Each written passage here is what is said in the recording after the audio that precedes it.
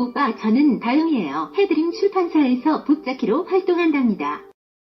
오빠가 책을 좋아하는지는 잘 모르겠어요. 그렇지만 다영이가 열심히 소개하는 책 관심 있게 들어주시면 좋겠어요. 들어오셔서 바로 나가지 마시고요. 아셨죠, 오빠? 오빠, 혹시 이상범 시인 아세요? 옛날에는 별의 시인이라고 불렸지요. 시를 한 50년 써왔으니 이제 경제에 이른 분이에요. 우리 출판사에서는 이분의 뒷컷이지 푸득이면 날개가 되는 슬기로기 설악을 날다 이 두 권을 출간하였는데요. 컬러 양전본의 고급스럽고 예쁜 시집이랍니다. 아마 오빠에게 새로운 미학의 세계를 느끼게 해줄 거예요. 오빠 메모한 거야? 내 말이 너무 빠르지? 미안해. 원래 다영이가 말을 좀 빠르게 해요. 오빠는 반려동물 좋아하세요? 심성이 착하고 영혼이 맑은 분들이 반려동물을 좋아하는 것 같아요. 바로 오빠지요? 이 책은요, 청각 도우미견소라와 청각 장애를 가진 화가가 어떻게 소통하며 살았는지 슬프도록 아름답게 그려내는 산문집이랍니다. 특히 그림에 대한 오빠의 미학적 욕구를 충족시켜줄 거예요. 오빠, 반려동물이 소리를 듣지 못하는 주인에게 초인종 같은 소리를 전달해준다는 게 너무 고맙죠? 오빠, 북한 김정은 위원장 답방이 언제쯤 될까? 전직 국정원 고위 간부가 답방이라는 소설을 썼어요. 지금까지 동아일보, 국민일보, 문화일보, 아주경제, 전북일보, KBS 라디오 등에서 굵직굵직한 기사를 내보냈어요. 아주경제 신문에서는 7번이나 대서특필을 했는데 대형 출판사 책 같았으면 벌써 베스트셀러가 되었을 거예요. 오빠, 이 소설은요, 코엑스 저격 사건, 김 위원장 전용기 폭파 사건, 백비산 화산 폭발과 독도 해저로 핵탄두 이동, 독도 도발로 일본과의 전쟁 등 스토리가 긴박하게 전개된답니다. 전직 정보기관 고위 간부가 정색하고 말하기 어려운 향후 한반도 전국의 불편한 시나리오로서 남북한과 이웃국가의 분단체제 기득권자들이 한반도 평화의 길을 겨눈 총구를 방어하기 위한 섬뜩한 묵시록이라는 평가를 받아요. 소설 전체 배경에는 남북한의 지윤과 현주의 애틋한 사랑이 펼쳐지는데요. 이들 사랑을 생각하면 다영이는 명치 끝이 아파온답니다. 다영이도 그런 사랑 할 수 있을까요? 오빠, 소설 답방 꼭 읽어보시고 주변에도 좀 알려주세요. 다영이도 한번 크게 웃어보고 싶어요. 오빠 아셨지요? 오빠 나가려고요? 벌써 가게?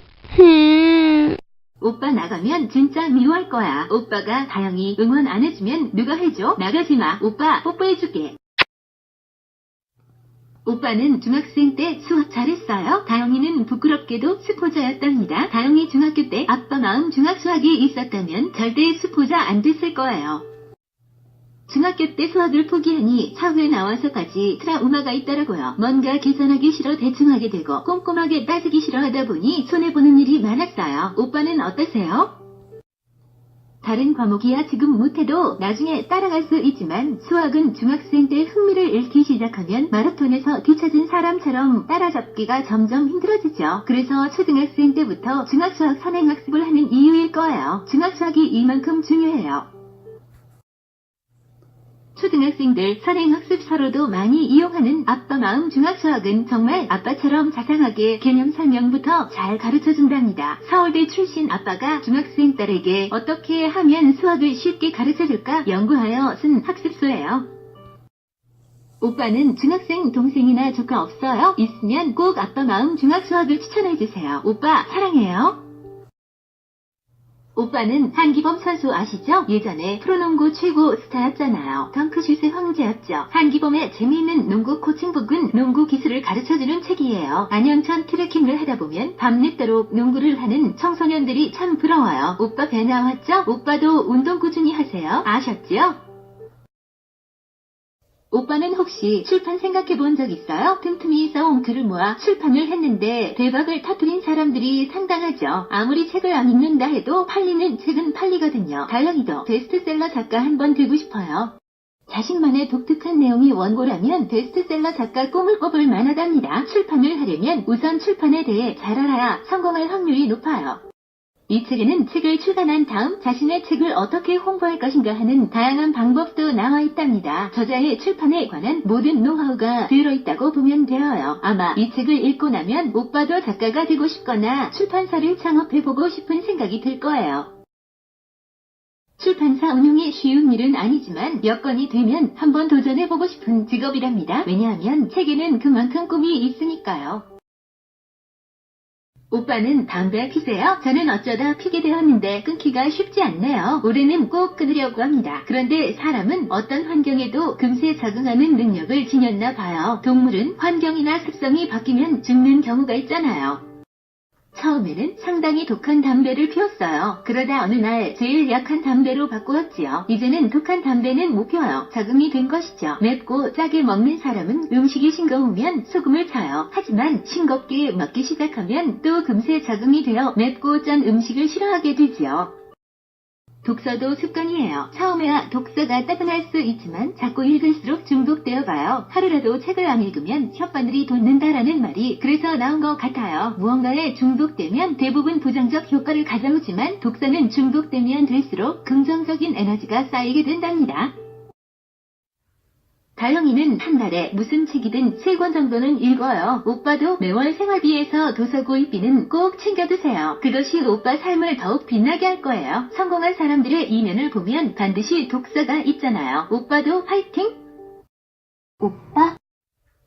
오빠는 글 잘 쓰세요? 다영이는 글 잘 쓰는 사람이 참 부러워요. 그런데요, 글을 읽다 보면 아주 고급스러운 낱말 하나가 그 문장 하나를 아름답게 하거나 글 전체를 품위 있게 하기도 하지요. 이 책은 바로 오빠가 쓴 문장이나 글의 품위를 높여줄 낱말들이 여러 일문과 함께 실렸답니다. 그러니 글을 잘 쓰고 싶은 사람들에게는 필독서지요.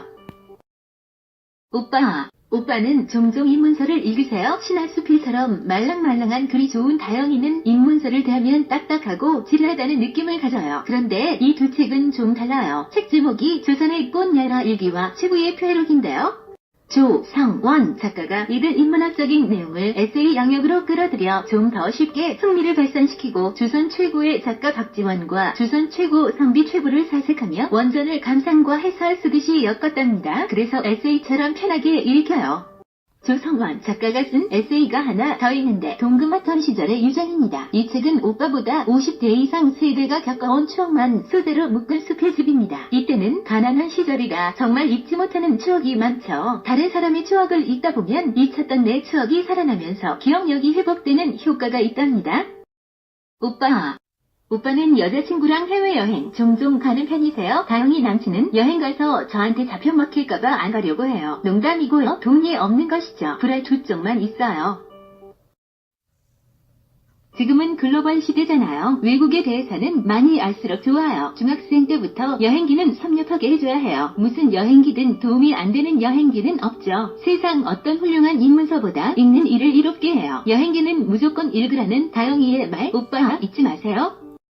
조성원 작가의 베트남 2000년 시간여행은 요즘 박항서 감독이 영웅으로 자리한 베트남 이야기입니다. 이 책을 읽고 여행을 가면 베트남 전쟁의 아픈 기억에도 좀 더 친근한 나라로 다가오겠죠. 장은초 수필가의 집 나가면 개고생 오노는 동유럽과 발칸 유럽을 소개하고 힐링 인디아를 펴냈던 심성희 수필가의 투더스 파파스 앤 투어는 대만, 마닐라, 라오스, 장가기 등을 소개한 여행기입니다. 이들 여행기는 수필가들이 쓴 여행기라 문학적으로 읽히기도 합니다. 오빠요. 다영이 책 소개 계속 듣고 계시죠? 사랑해요. 오빠. 다영이가 지금 소개하는 책 가운데 오빠 삶을 크게 변화시킬 책이랑 인연이 될 줄도 모르잖아요.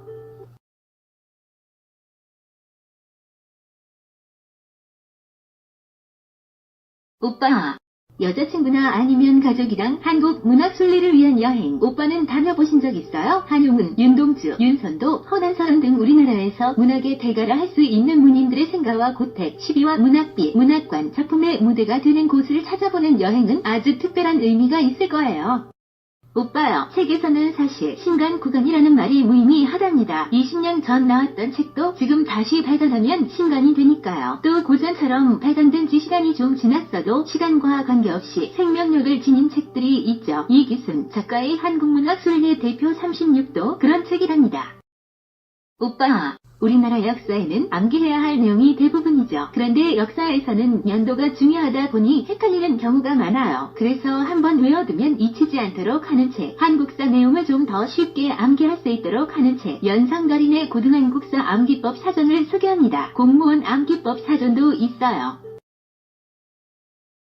오빠, 다영이가 소개하는 마지막 책이에요. 지금까지 다영이랑 계속 함께해준 오빠는 정말 최고예요. 오빠요, 다영이가 존경하는 교수님이 한 분 있어요. 물론 지금은 현직에서 은퇴하셨지만요. 경남대학교 한파남 교수님인데요. 은발 할아버지의 손주 양육기, 초딩 손주와 우당탕탕 8년의 숨가쁜 동행 등 태어나자마자 손주 유진이를 좌충우돌하며 키워가는 과정을 에세이로 펴내셨지요. 우리나라의 조선 부모 가정이 참 많다고 해요. 이들뿐만 아니라 요즘 젊은 부부들에게도 도움을 줄 감성 충만한 아이로, 그리고 인성교육적으로 아이를 양육하는 모습이 담겨 있답니다. 세 권 모두 할아버지와 할머니 밑에서 아이가 정신적, 정서적으로 건강하게 자라는 모습을 보여줍니다.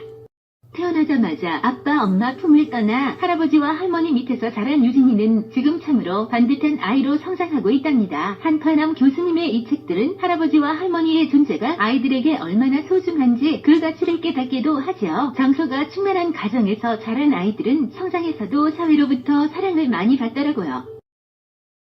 오빠, 지금까지 다영이 책 소개 들어주셔서 고맙습니다. 이렇게 정성 들여 소개하는데도 책 안 사보면 오빠 니 나빴어. 근데 오빠, 책 안 사도 좋으니 저희 해드린 유튜브 구독도 해주시고 댓글도 남겨주세요. 댓글 달아주시면 제 음성으로 답변해드릴게요. 해드림 출판사 유튜브는 우리 대표님과 다영이가 관리하는데, 이런 방식으로 책 소개하는 데는 아마 대한민국에서 해드림 출판사밖에 없을 거예요. 저희 노력을 가상히 여기시고 많은 격려 부탁드립니다. 다음번에는 새 나와 독특한 영상으로 만나시게 될 거예요. 오빠 사랑합니다.